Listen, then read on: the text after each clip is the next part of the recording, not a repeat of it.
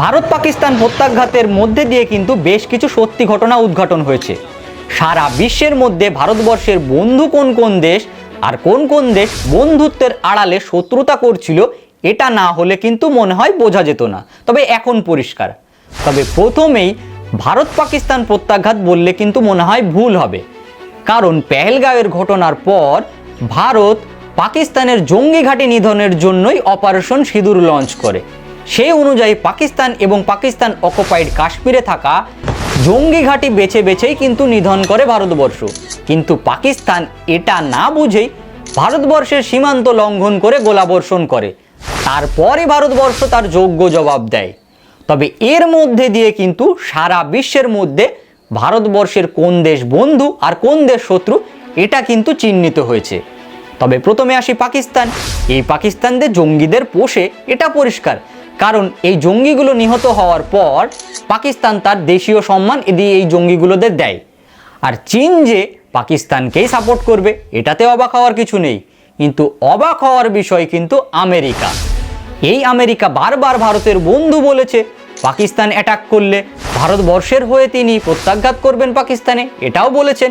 কিন্তু এই আমেরিকা কিন্তু এবার একটু গোলমেলে হয়ে গেল, কারণ এই আমেরিকা ভারত পাকিস্তানকে একই আসনে বসিয়ে ব্যবসা বাণিজ্য বন্ধের হুমকি দিয়েছেন। আবার ভারত পাকিস্তানের যুদ্ধবিরতি তিনি নাকি মধ্যস্থতা করেছেন, আবার সেটা ভারত ঘোষণা করার আগেই তিনি করে দিয়েছেন। আবার এখানেই থেমে থাকেননি। এই রিসেন্টলি ডোনাল্ড ট্রাম্প অ্যাপেলকে ভারতবর্ষে যাতে আর কারখানা না গড়ায় সেই জন্য টিম কুককে উপদেশ দিয়েছেন যে ভারতবর্ষে নতুন করে আর কোনো ব্যবসা বাণিজ্য নয়। এবার বুঝুন আমেরিকার ঘটনা। এবার আসি তুরস্ক। এই তুরস্ককে 2023 সালে তীব্র ভূমিকম্পের পর ভারত নিঃস্বার্থভাবে অনেক উপকার করেছিল, সে মেডিকেল সামগ্রী হোক বা ডাক্তার বা ত্রাণ সামগ্রী সব কিছু দিয়ে। আবার এই তুরস্কই পাকিস্তানকে ড্রোন দিয়ে সাহায্য করছে ভারতে অ্যাটাক করার জন্য। এবার বুঝুন যে তুরস্ক, চীন, আমেরিকা কে কে বন্ধু আর কে কে শত্রু। এগুলো তো সবগুলো শত্রুর তালিকায় পড়ে গেছে, এটুকু পরিষ্কার। এবার আসি বালুচিস্তান।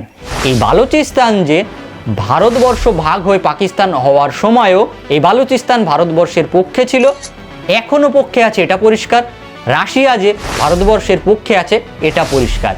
আর বাংলাদেশকে যে স্বাধীন করেছিল ভারতবর্ষ, তারা তখনও কিছু অংশ মেনে নিতে পারেনি, এখনও মেনে নিতে পারছে না, এটাও পরিষ্কার।